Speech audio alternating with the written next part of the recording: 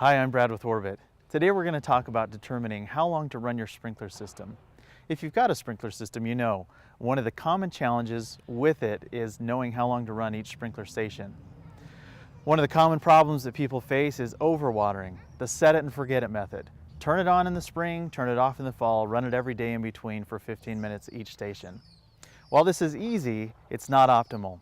Your lawn has very different watering requirements at different times of year. Watering too shallow also promotes shallow root growth in your lawn and doesn't promote that deep, healthy root system, which provides for a more lush lawn. Today we're going to talk about fixing those problems, determining how long to run the sprinklers based on a catch cup test. This is a simple test you can perform at your home. Anyone can do it, it's so easy. All we're going to do is set these out in the lawn. We'll show you how to do this, and then we're going to take the values, the readings from the catch cup, put it into the computer on wateringschedule.com, which is a simple calculator to use, and then we're going to hit calculate. What that's going to give you is an optimal runtime based on your zip code and your soil type.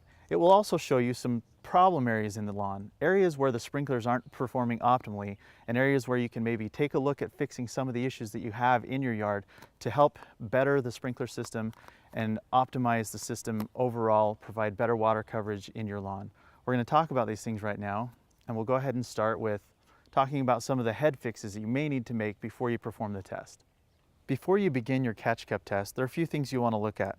You'll want to make sure that your heads are vertical, as close to straight up and down as you can get them, or perpendicular to the surface they're on if it's a sloped area. If they're not vertical and the head is tipped to the side, this side's going to get watered in close and this side out far. If it's tipped forward, the spray is going to go into the ground and isn't going to water the area it's supposed to cover. If you've got grass growing around the head that's preventing the spray from getting out of the nozzle, you'll want to remove that grass as well and make sure that the spray is unobstructed. Also look for things like rocks in the nozzles or interruptions in the spray pattern that you can eliminate, and make sure that that head is covering optimally. Once you've fixed all the breaks in your heads, nozzle obstructions, cleared the grass away, you're ready to perform your catch cup test.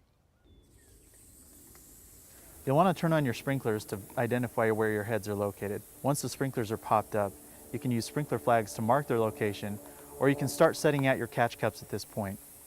You'll want to set the catch cups out at least 2 feet from each head. Then you can shut the sprinklers off. Assembly of the stakes is very easy. Simply insert the tapered end into the stake, and the stake is complete. Then you can insert your catch cup into the holder. These are the measurements on the catch cup. The lines correspond with the number on the right side. Those numbers are measurements in milliliters.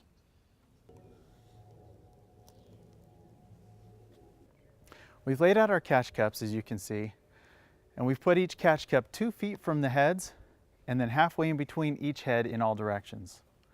After you've got your catch cup laid out, you'll want to get a piece of paper and mark on that piece of paper where the catch cups are located. When you go back through and check the volume of water in each cup, you can then write it next to the location on the piece of paper. This will help you in determining where problem areas are in the yard where you might have head issues, nozzle issues, or other problems going on. Let's go ahead and run the test and get started.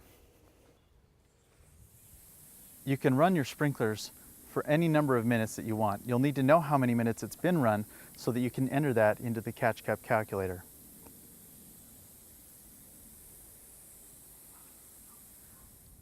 I went ahead and made a rough outline of the area we just watered.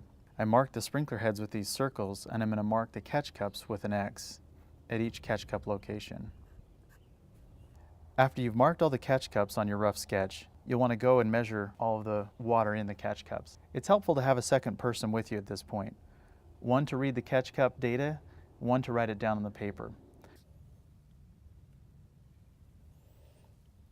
Each line on our catch cup represents 5 milliliters. In this case, we've got approximately between 60 and 65 milliliters. We'll mark that down as 63 on our paper. After you've recorded your catch cup, I go ahead and dump the water out so I don't record it a second time.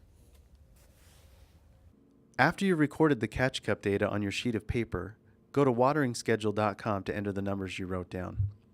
Once you're on wateringschedule.com, click the Enter Results button. After you've clicked the Enter Results button, this is where you'll enter your zip code,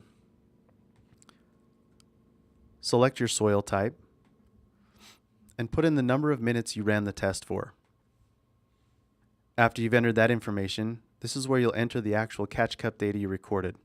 If you need more than 12 catch cups, click the Add More Catch Cups button.